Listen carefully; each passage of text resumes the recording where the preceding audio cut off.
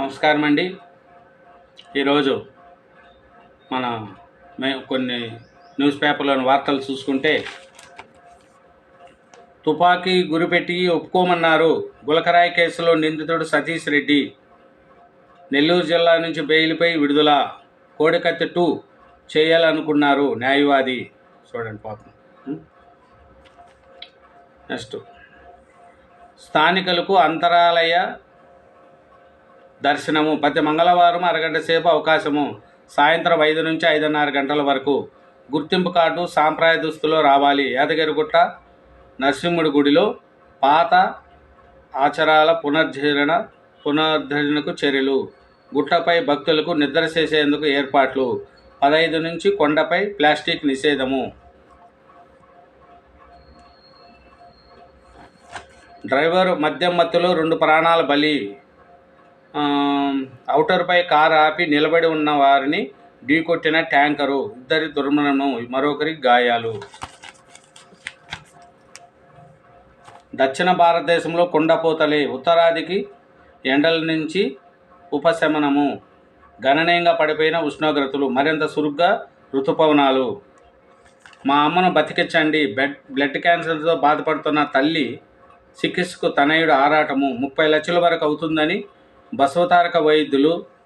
ప్రభుత్వం స్పందించి ఆదుకోవాలని విజ్ఞప్తి. చూడండి పాపం. ఇట్లా వాళ్ళకి ఎవరికైనా హెల్ప్ చేయాలండి, ఎవరైనా డబ్బులు ఉన్న వాళ్ళు.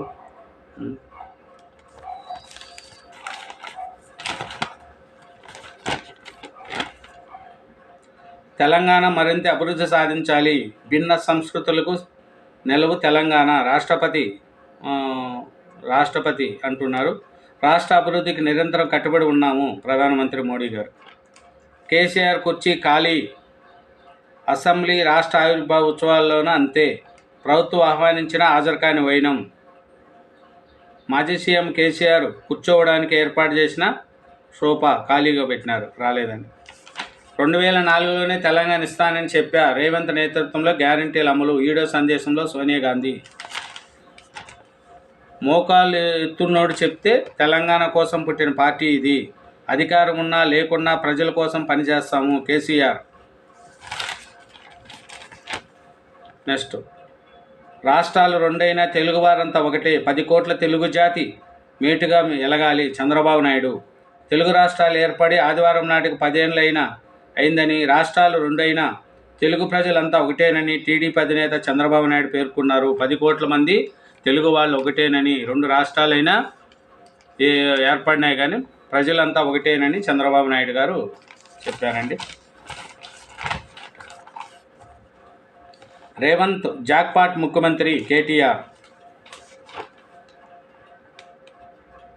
అధికారులు అభివృద్ధికి తోడ్పడాలి. రాష్ట్ర ఆవిర్భావ వేడుకల్లో గవర్నర్ రాధాకృష్ణన్.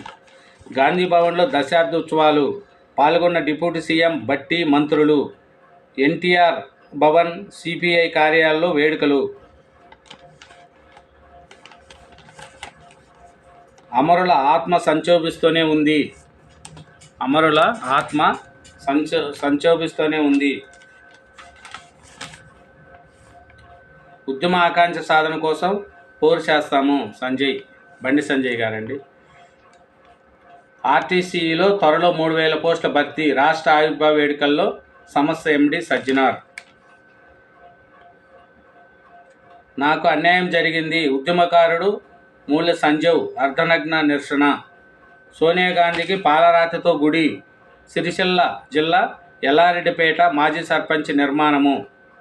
దశాబ్ద ఉత్సవాల సందర్భంగా ఆవిష్కరణ. సోనియా గాంధీకి గుడి కట్టారంట.